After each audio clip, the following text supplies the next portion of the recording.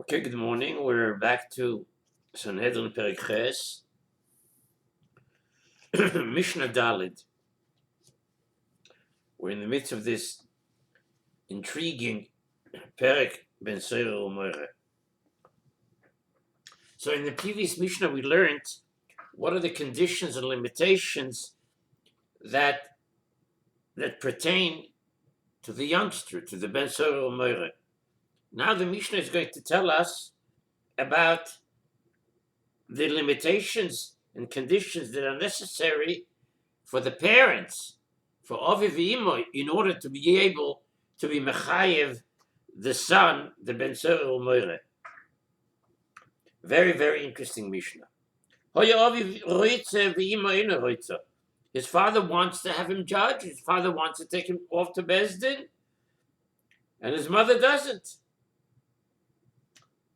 Or the opposite. His father wants to drag him out to Bezdin.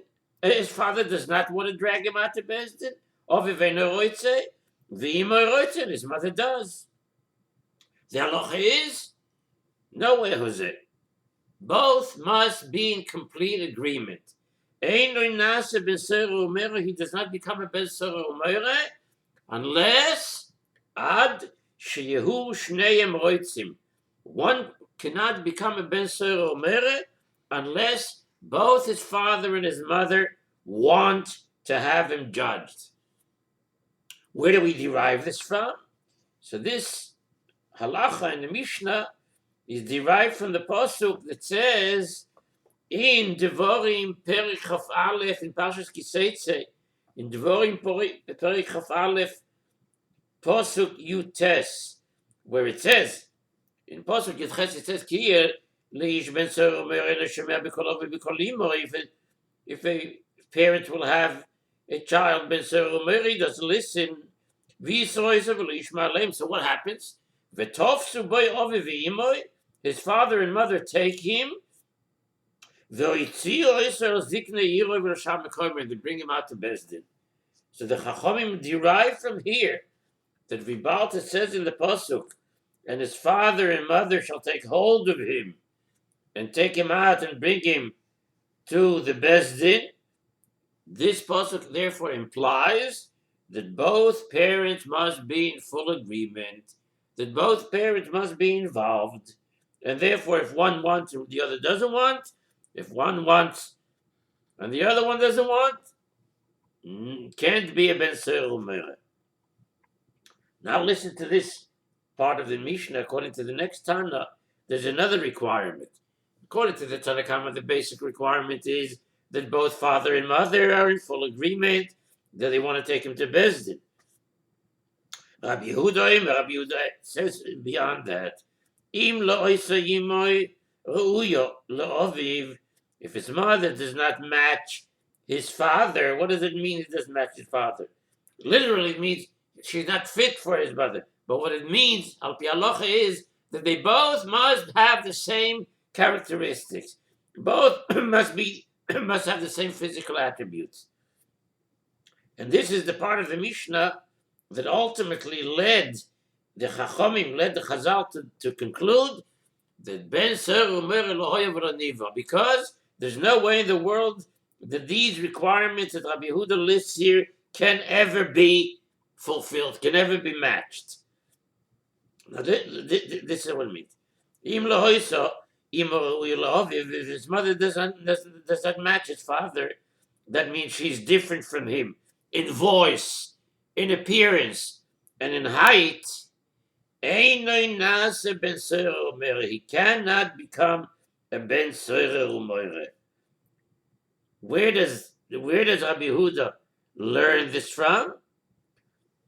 Says the Rav, Shova v'doima la'oviv, she's equal and the same to his father, bekoil, mare v'koima. How do we know this?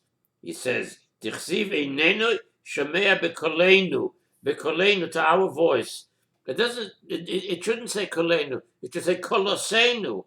Shemamina, therefore, kol echad l'shneim. They both have the exact same voice. And being the Rav continues, umidekol bein and shovim, being that you need the exact same voice. So mare v'koima nami bein and shovim. Then you also need mare v'koima. Now, since obviously we understand that it's impossible for the father and mother to have the same voice, height, and appearance, so Rabbi Yehuda seemingly holds that Ben Sarah Mera Nivra. There never was a Ben Sarah Mera, nor will there ever be one, because the coil, mare, and height can never be one and the same for the father and mother. Now the Mishnah continues and derives a number of other tanoim, a number of other conditions from the psukim that we just cited in Dvorim Chaf Aleph, psukim Yutes and Chaf. What do the psukim there say? V'tafsu boy avavim v'yotzius tor zikna yiro v'sham mikoyma. V'amur zikna yiro b'nenu zeser umirin and shomer b'kolenu zoylul v'soive.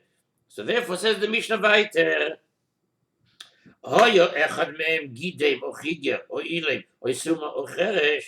if one of his parents is missing a hand, or is lame, or is mute, or is blind, or is deaf, he cannot become a ben Sorah. Oh, he can't become a Sorah if one of them is deaf, if one of them is blind, if one of them is mute, if one of them is lame, if one of them is missing a hand. How could that be? Where do we get that from? So the Mishnah says, Shenemar, because it says in the pasuk that we just cited, V'tofsu boy over v'imoy. It says in the pasuk, V'tofsu boy over v'imoy, that his father and mother take hold of him, which implies that they can take hold of him, but they can't take a hold of him if one of them is missing a hand. If one of them is missing his hand, can't be a fulfillment of a tofsa boy of v'imoy. Then the next thing it says in the pasuk is vehoitziu oisoy. They shall take him out. They shall take him out means that they can walk and are not lame. How else can they take him out? It doesn't say that they should drag him. Take him out means they can walk him along to bring him to Bezdin. Then it says in the pasuk ve'omru, and they shall say. They have to be able to say. If they are mute, they can't say. B'neinu zeh, then they have to point to this youngster and say, B'neinu zeh, this son of ours, means they can point to him. But if they're blind, they can't point to him. Enenu shomea b'koleinu. The next thing it says in the pasuk, he doesn't listen to our voice. That implies that they can hear him say that he will not obey them. They need to be able to hear him say, forget about it, I'm not interested in what you have to say. But if they're deaf, they can't hear him, and therefore that too is a pasul. So all of these things that lack are therefore said in the pasuk in such an explicit way to show that therefore, if it doesn't match up, he cannot be a ben Sorah. Weiter says the Mishnah, a youngster who engaged in this sinful behavior that is described in the Mishnah is not liable to execution, is not mechuyev misa, until after the following process. What is that process? Says the Mishnah, Masrin boy. His parents warn him in front of two witnesses to stop this inappropriate behavior. How do they warn him? Masrin boy bifnei shloisha. In front of two witnesses. A, B, bifnei shloisha.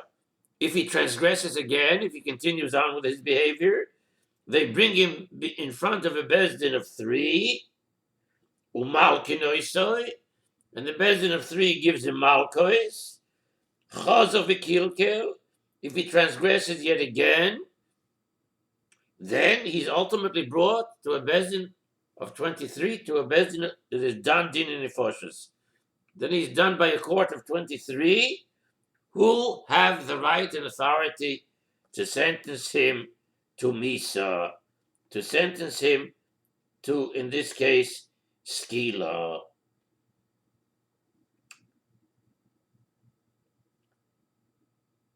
What about the sentencing? Says the Mishnah.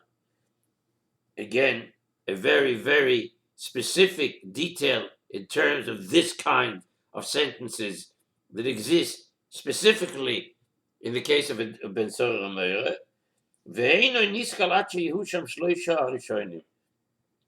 He's not sentenced to be stoned. He's not sentenced for execution by skila unless the original 3 judges who sentenced him to Malchus the very first time are sitting there as well on the court of 23. How do we know that this needs to be so? That the original Dayanim who sat in the Bezdin of 3 now need to be part of the Bezdin of 23 that are ultimately judging him, giving him a psak din lemisa, which they obviously in Bezdin of 3 cannot do. How do we know that they have to be part of the Bezdin of 23? Shenemar, because it says in the pasuk, B'neinu zeh, this son of ours. This son of ours implies that the parents can now point to him and tell the original judge, hey, Dayanim, remember this fellow?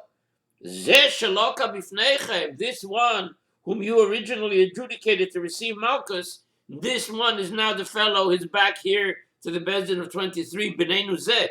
So who are they saying B'neinu zeh to? They're saying it to those that can identify him as the original fellow who was brought to the Bezdin of 3, B'neinu zeh. Another law about the sentencing. Borach hat shelo nigmar dinoi. Borach hat shelo nigmar dinoi. What if the guy ran away? This Ben Sora ran away before his verdict was reached, before the psak din was issued, and in between the time that he ran away and the time that the Bezdin gave out the psak, and then he matured, as it were. We learned in Mishnah Aleph that that very circumscribed period of time during which he can become the Ben Sora Meire is ad she gives the kana tachton until he has 2 public heirs. So then he's potu. He's not liable even after he was caught, because once a youth reaches this stage of development, then al pi din he's too old to be designated as a Ben Sora Meire. He's no longer in the pasture. He's no longer shayach, since he would not have been punished if he transgressed now, because he cannot be punished for his previous behavior either. However, but if he ran away after his verdict was reached, he gives the kanatachton, and then his lower beard, then he had 2 public hairs, grew, then chayav is liable for us, because he was sentenced when he was still at the required age. And once someone is sentenced, then the sentence remains in force, even if other circumstances come about. He received the psak when he was roi lekach, when he is liable for what he did. Now comes a very, very enlightening Mishnah, very interesting Mishnah, very well-known Mishnah that has many, many implications beyond the original statement that the Mishnah makes, which is a famous statement in and of itself. The Mishnah explains in very few words why the Torah punishes a Ben Sora Umeire so severely, even though he only engaged, basically, at the end of the day, in theft and gluttony. What kind of a din is this? What kind of a halacha in the Torah is this? This is out of the ordinary. This is extraordinary. This is not something that goes along with hashkafas Torah. You need to do a certain ma'aseh avera chamur in order to receive such a severe punishment. So it's true that we said that Ben Sora Meire lahoyav lo nivra, but we want to derive certain very important lessons from the fact that there is such a phenomenon in the Torah as a din Ben Sora Meire. So the Mishnah says, Ben Sir Umoira Nidoin al Shem Sofer. That's the famous statement. Ben Sir Umoira Nidoin al Shem Sofer. A Ben Sir Umoira is judged on account of his end. Al Shem Sofer. What does that mean? That means that he's judged on what he will do in the future, not necessarily on what he has done thus far. His behavior thus far shows that he will ultimately pursue a life of robbery and murder. And therefore the Torah decreed Yamus Zakai Val Yamus Chayav. Let him die now when he's innocent, so to speak.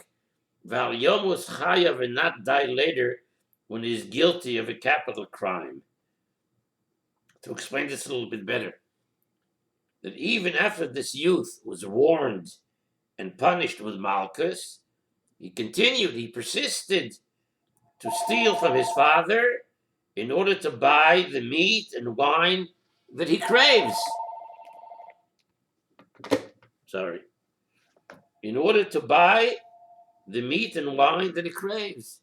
Now, eventually,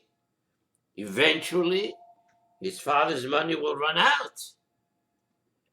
And then he will support his habit by stealing from others.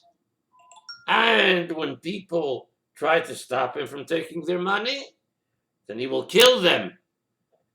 It is better, therefore, the Mishnah says, it is better that he dies before he leads a life of theft and murder. Yes? Nidan al Shem Sofer, says the Rav. So if the end will be Shemechalem Obenavim. He'll get rid of all his father's money. Umevakesh Mashahugal boy, but he's already addicted. He already has the habit. So he needs to continue on. So what will he do? Father, no more money. Yeshiva Pasha Drochim.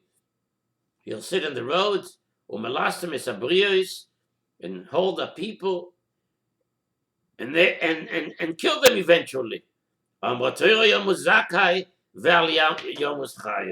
Very famous statement. Yomus Zakai val Yomus Chayav. Says the Mishnah. The Mishnah is elaborating on this. What's the point? The point is, says the Mishnah, Shemisoso shel Rashoyim Hano Loen v'Hano Lo'olam. The death of the wicked is beneficial to them because it prevents them from sinning further, and beneficial to the world because they're no longer able to harm others. They're no longer able to harm others. She'enan moisifim lachta, says the Rav. Ve'hano lo'olam, and it's good for the world. Shkeita kolaret. It'll be ruig, it'll be quiet, it'll be peaceful. Get rid of him. Sumera.